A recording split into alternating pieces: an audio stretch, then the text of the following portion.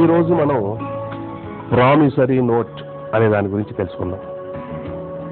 అసలు ఈ promissory note అంటే ఏమిటి, దాన్ని ఏ సందర్భంలో ఉపయోగిస్తూ ఉంటారు, ఎవరెవరు వాడుతూ ఉంటారు మొదలైన విషయాలన్నీ ఈ ప్రామిసరీ నోట్ కార్యక్రమంలో తెలుసుకుందాం. పూర్వకాలంలో మన పెద్దలు అప్పు నిప్పు లాంటిది అని భావించేవారు. అంటే దాని భావన అప్పు చేసిన వాణ్ణి అది నిప్పులా దహించి వేస్తుంది అని దాని అర్థం.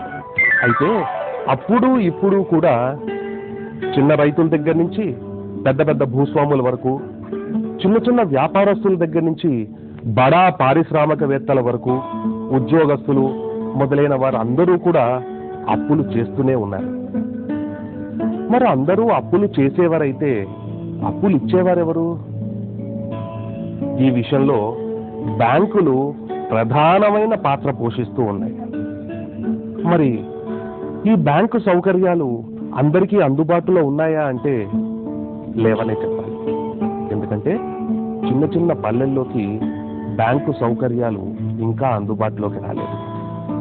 మరి పల్లెల్లో ఉన్న వాళ్ళు అప్పు తీసుకున్నప్పుడు ఏం చేస్తారయ్యా అంటే ఆ ఊర్లో ఉన్న వడ్డీ వ్యాపారస్తుల దగ్గరికి కానీ లేదా భూస్వాముల దగ్గరకు కానీ వెళ్ళి అప్పు పుచ్చుకుంటారు.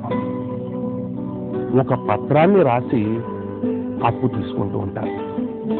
ఈ పత్రాన్ని ప్రామిసరీ నోట్ అంటారు. మన జీవిత కాలంలో ఎప్పుడైనా సరే ఒక్కసారైనా అప్పు ఇవ్వడం కానీ పుచ్చుకోవటం కానీ తటస్థించవచ్చు. మరి అలాంటప్పుడు ఈ ప్రామిసరీ నోట్ గురించి మనం కూడా తెలుసుకోవటం చాలా అవసరం. ఈ ప్రామిసరీ నోటు ఎవరు ఎవరికి రాసిస్తారు అంటే అప్పు తీసుకున్న వ్యక్తి అప్పు ఇచ్చిన వ్యక్తికి గుర్తుగా రాసి ఇచ్చిన పత్రము ప్రామిసరీ నోట్. ఈ ప్రామిసరీ నోట్లో ఏ అంశాలు ఉంటాయో ఇప్పుడు మనం తెలుసుకుందాం.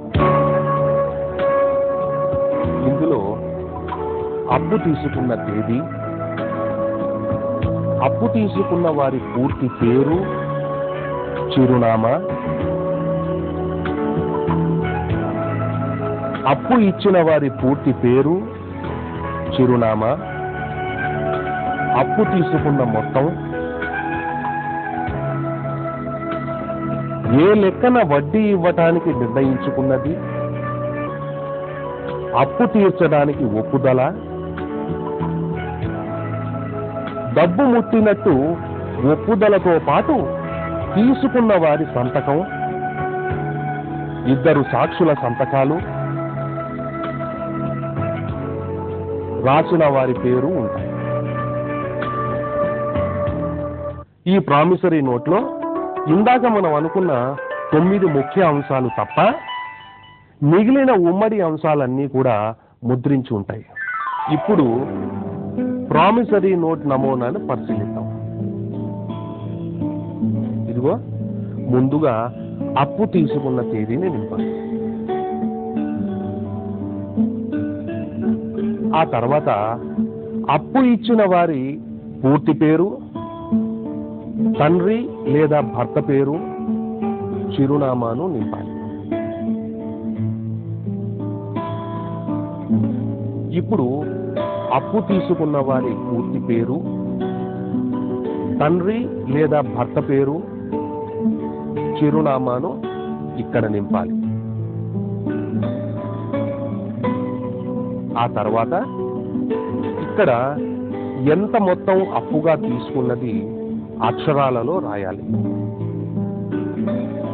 ఇక్కడ ఎంత మొత్తం అప్పుగా తీసుకున్నారో సంఖ్యల్లో రాయాలి.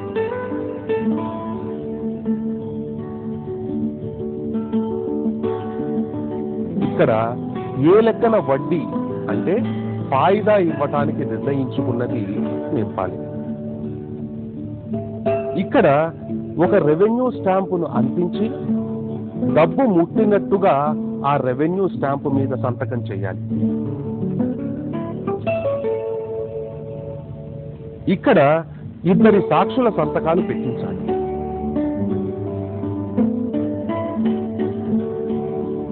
ఇక్కడ ఈ నోటును పూర్తి చేసిన వారి సంతకము, పేరు రాయాలి. ఇలా ముద్రించిన ప్రామిసరీ నోటును పూర్తి చేయాలి. పల్లెటూర్లలో ఇలా ముద్రించిన ప్రామిసరీ నోటు అందుబాటులో ఉండకపోవచ్చు. మరి అలాంటప్పుడు ఏం చేయాలి? ఒక తెల్ల కాగితాన్ని తీసుకొని స్వహస్తాలతో గాని లేదా ప్రామిసరీ నోటు రాయటంలో సిద్ధహస్తుల్ని గాని పిలిపించి తను కానీ లేదా అతని చేత గాని ప్రామిసరీ నోటును రాయించాలి. ఈ ప్రామిసరీ నోటును ఎలా రాయాలో ఇప్పుడు చూద్దాం.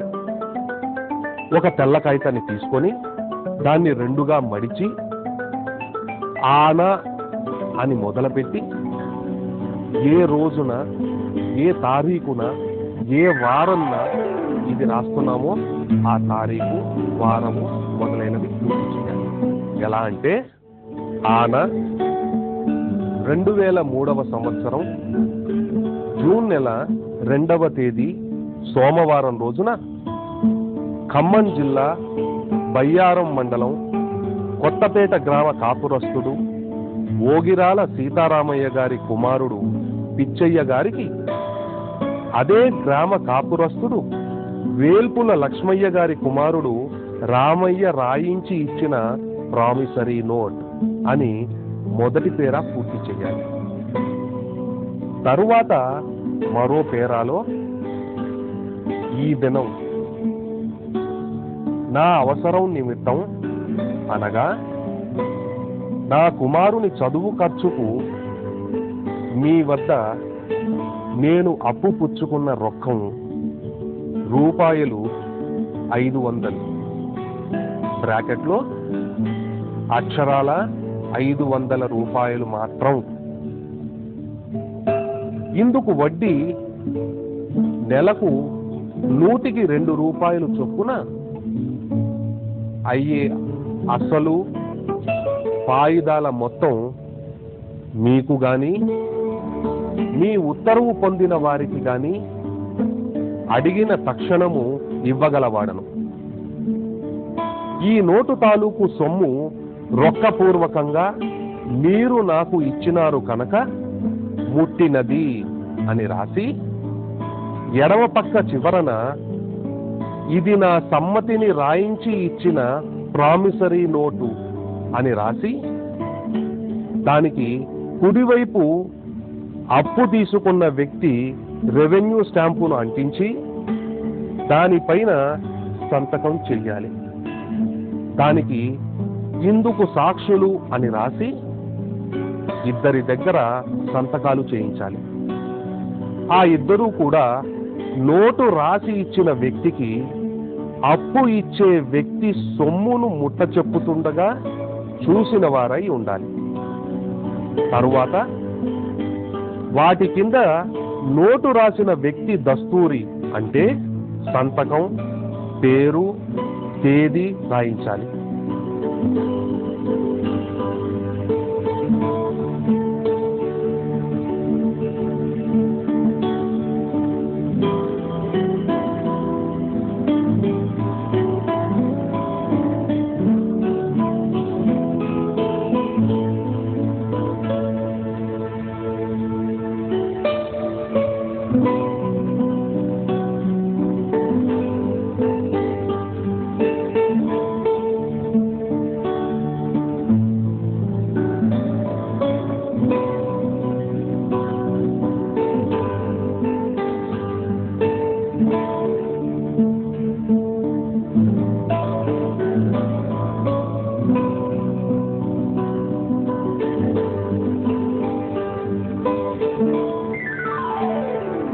ఇలా రాయించిన ప్రామిసరీ నోటుకు చట్టబద్ధత ఉంటుంది. అప్పు ఇచ్చిన వ్యక్తి తన బాకీని తిరిగి ఇవ్వమని అడిగినప్పుడు బాకీదారుడు తిరిగి చెల్లించలేకపోతే అతని మీద కోర్టులో దావా వేసి తన సొమ్మును తిరిగి రాబట్టుకోవటానికి ఈ ప్రామిసరీ నోట్ ఉపయోగపడుతుంది. ముద్రించిన ప్రామిసరీ నోట్ నమూనాకు, స్వహస్తాలతో రాసిన ప్రామిసరీ నోట్ నమూనాకు చట్టబద్ధతలో తేడా ఏమాత్రం ఉండదు. రెండిట్లో దేన్నైనా మనం ఉపయోగించుకోవచ్చు. కాకపోతే వీటిలో గుర్తుంచుకోవాల్సిన ముఖ్య అంశాలు 9 అనుకున్నాం కదా, వాటిని మటుకు తూచా తప్పకుండా పాటించాలి. అదేమిటంటే అప్పు తీసుకున్న తేదీ, అప్పు తీసుకున్న వారి పేరు, చిరునామా, అప్పు ఇచ్చిన వారి పేరు, చిరునామా, అప్పు తీసుకున్న మొత్తం, ఏ లెక్కన వడ్డీ ఇవ్వటానికి నిర్ణయించుకున్నది, అప్పు తీర్చడానికి ఒప్పుదల, డబ్బు ముట్టినట్లు ఒప్పుదలతో పాటు అప్పు తీసుకున్న వ్యక్తి సంతకం, ఇద్దరి సాక్షుల సంతకాలు. ఇప్పుడు మీకు అర్థమైంది కదా ప్రామిసరీ నోట్ అంటే ఏమిటి, అది ఎలా రాయాలి, ఎవరి చేత రాయించాలి, వాటిలోని ముఖ్య అంశాలు ఏమిటి.